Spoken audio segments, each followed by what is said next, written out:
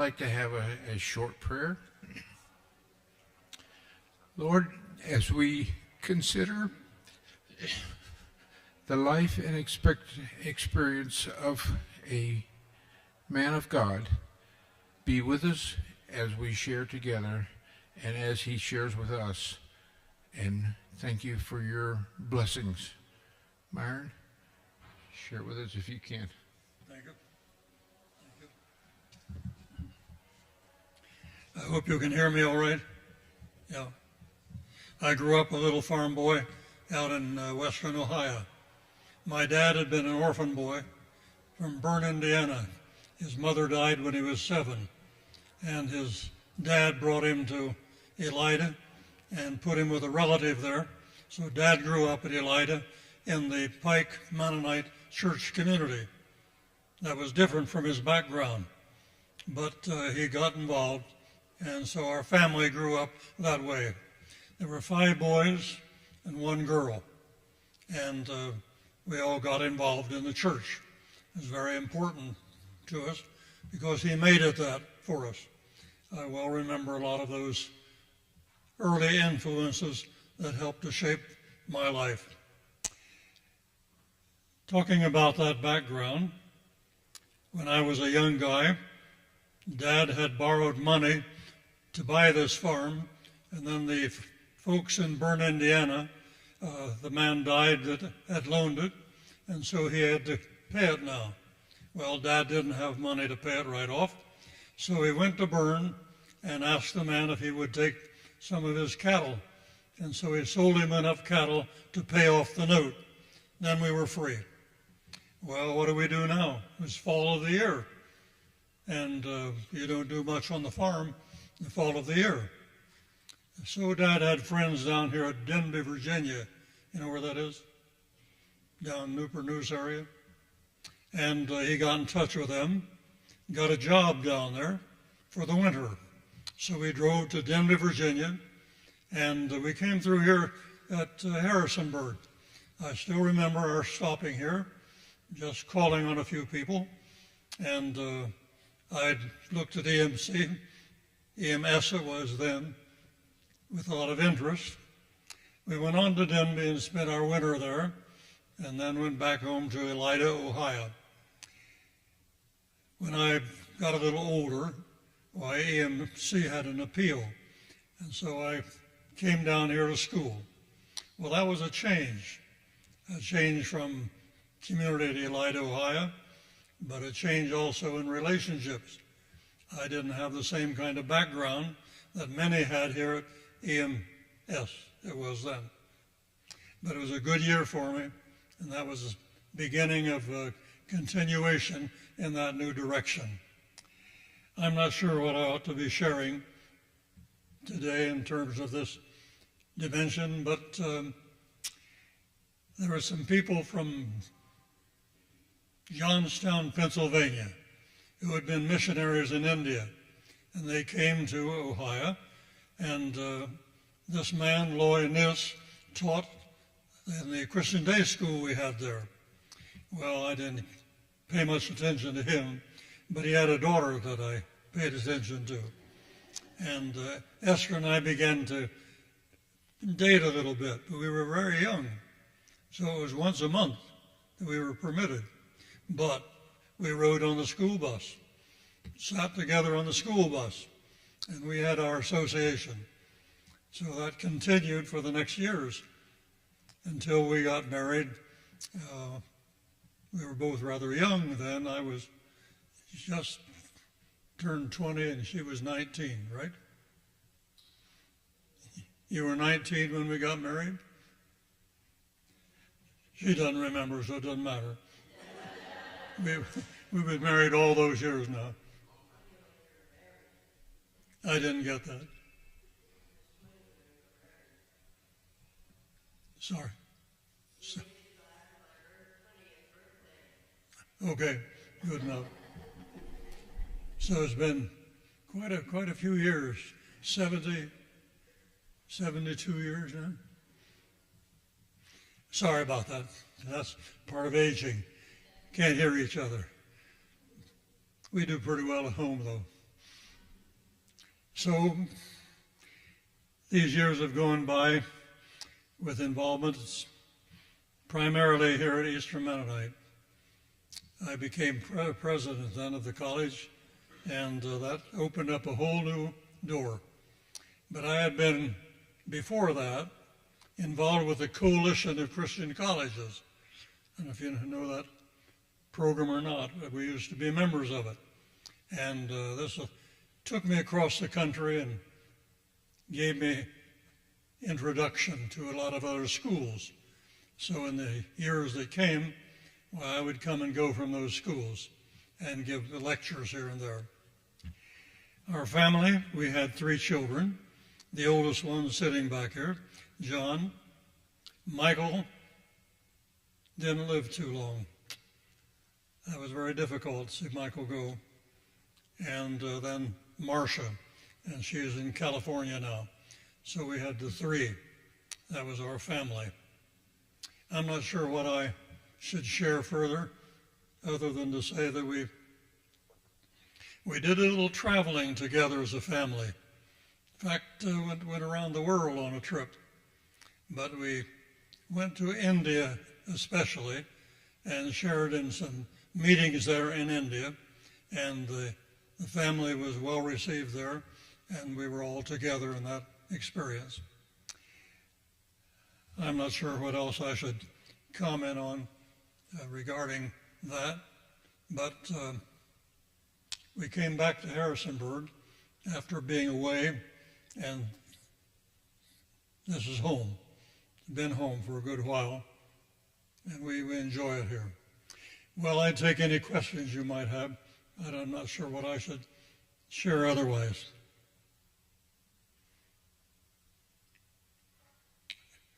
Yes. Sorry about that. You got a mic there.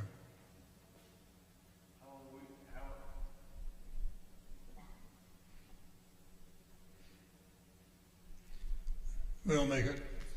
How long were you pastoring at up in Northern Virginia or Maryland? Oh. We were there 15 years, and then here 15 years at the college. I think that's it, right? We enjoyed it over there. Maryland was a good experience for us. At Hyattsville. Yeah. That allowed you to interact with people on the Capitol Hill, is that true? It did. Yeah. We had a lot of associations there that turned out to be very meaningful. To live in the middle of Washington and to have a new circle of people to move with that are different from our background, that was good. Anyone else? Yes. Over here. Right here.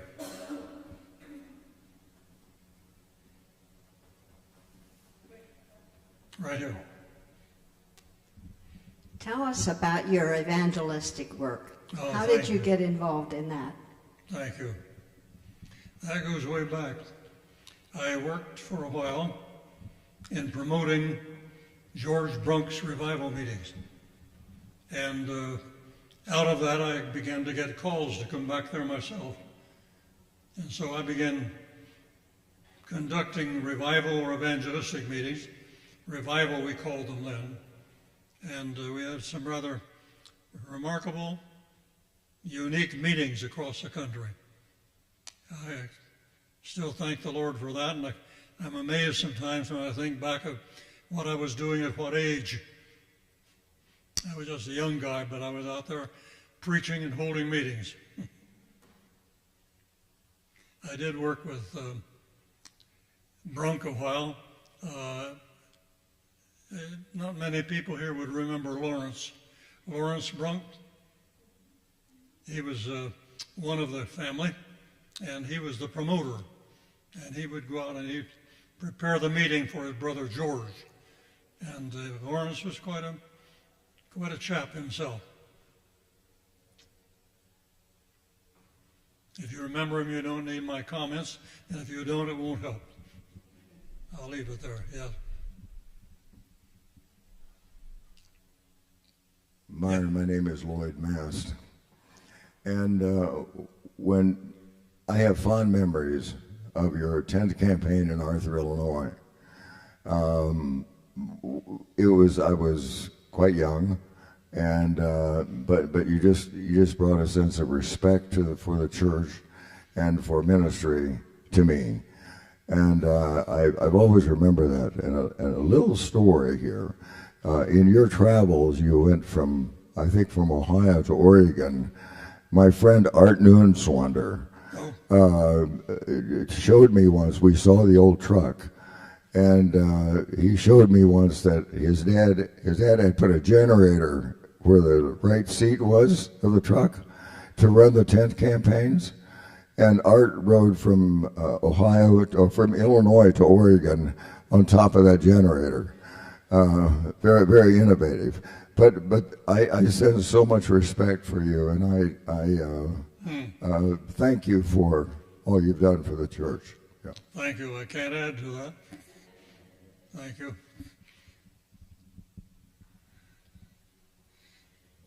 Those were amazing days for revival meetings, and the whole community would come together, and we would have a good time too. Some of you remember them. Not many of you. Yes. Yes, I did. You said you traveled to India. Were you missionary in India, or was that just a travel?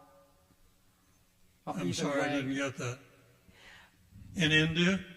Did you say that you took your family and had many travels? Oh, yes. Including India? We did. Okay.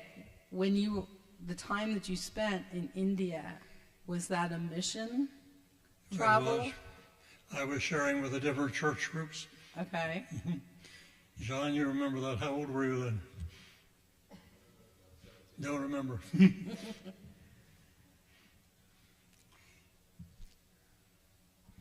Esther had said earlier that if I go back, when I was invited to come, she said, well, if I can go one time. Well, she went that time, but how many times since? And she's been over there frequently to minister herself.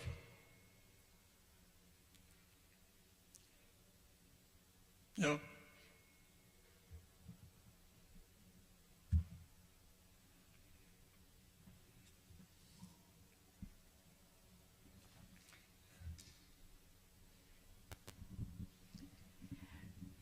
Myron, one of my memories, and maybe my memory isn't quite right, but there were differences between the way that you presented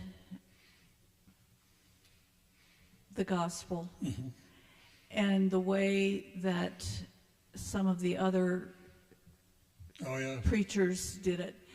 And my memory was that you were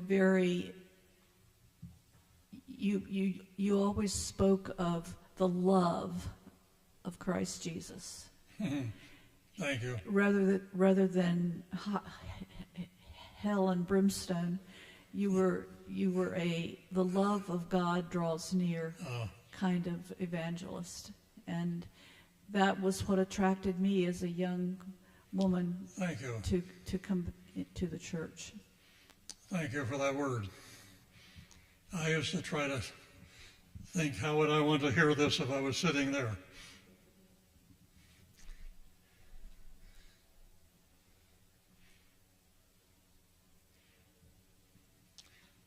Yes.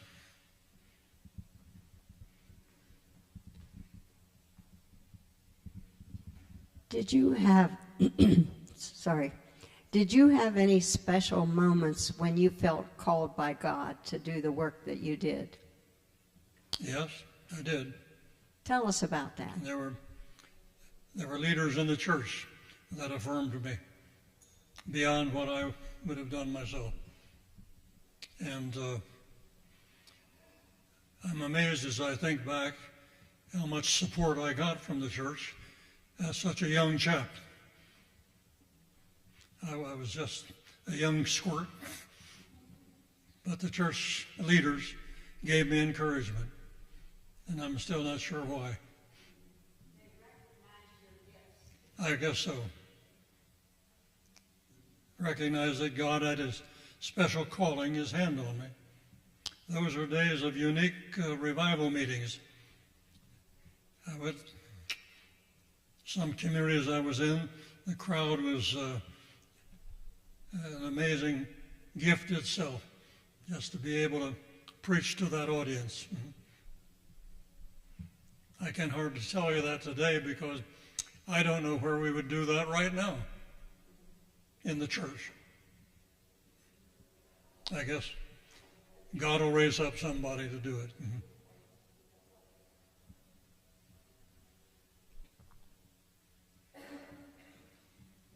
Okay?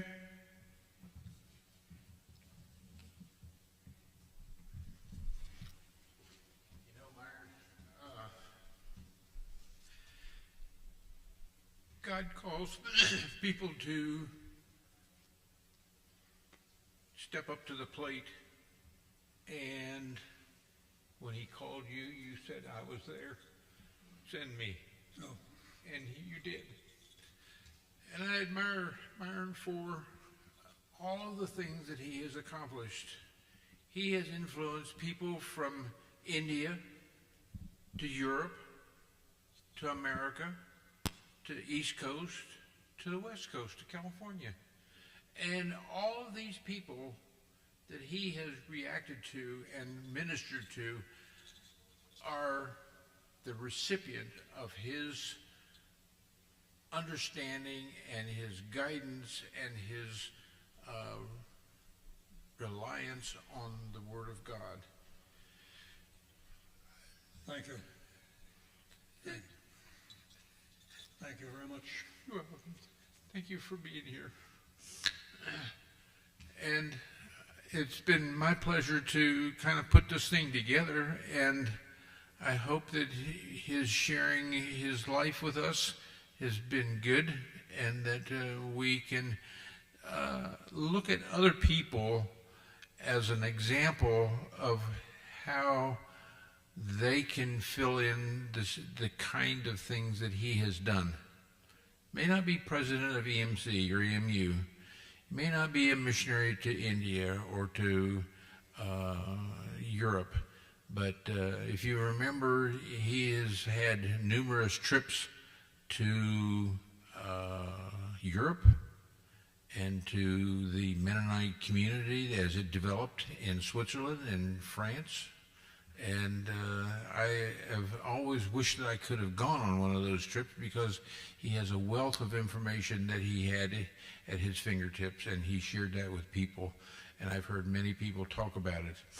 So thank you, Myron, for your life, for your commitment. And I wish you the best, and you and Esther, as you live out your remaining lives at VMRC. And if there's anything that we as a congregation, as a Sunday school class, can do to enhance your life, I would like to be able to contribute in that way. Thank you so much, and God bless you.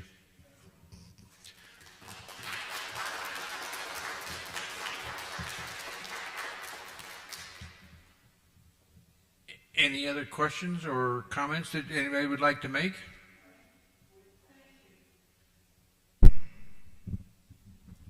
John, I don't want to put you on the spot, and yet I do. I'm wondering how it felt for you growing up in your home where all kinds of people were in and out of your home, where you met a lot of people as well, and how did it feel for you to be living under the influence of such an influential man in the Mennonite community?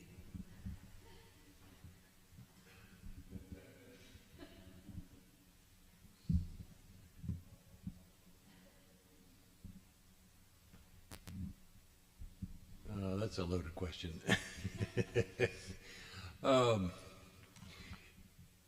Mixed feelings about it all.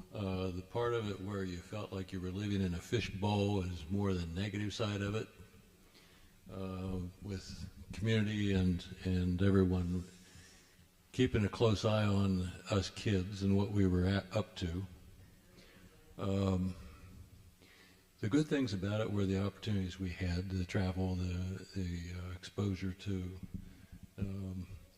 the meetings and that type of thing was really pretty special. When I was growing up as a smaller child and we were involved with the tent campaigns, those were some pretty fun experiences for us as children. You know, because during the day we'd play in the tent and the sawdust and on the pulpit and so forth, and there were a whole group of us kids about the same age, including Art Newswonder. And we had a great time doing that, and just living in mobile homes and playing together during the day. And so that period is some really memorable time for me. As we got older, we started pursuing our own interests in a lot of ways, and we're always supported and encouraged by my parents, and that was a good thing. So each of us developed our own direction and interests, and felt like we were free to do that. So it was good. I originally, when I was younger, had thought I'd want to be a minister as well. Actually majored in Bible in college as one of my majors. The other was social work, and I decided then that I was more interested in the involvement with people in a way that social work provided, so I chose that instead.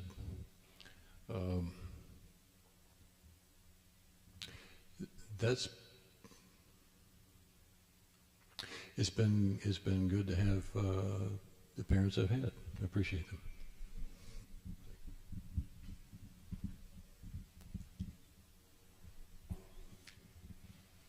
Anybody else want to make a comment? Or have a question? Well, I guess then the witching hour has arrived, and we will conclude our relationship with Myron and Esther for the moment, and we will talk to them another day. And I was going to have a song there, but I can't remember how to sing it, so I guess we'll just abort that mission. Thank you so much. Thank you. Thank you, Myron.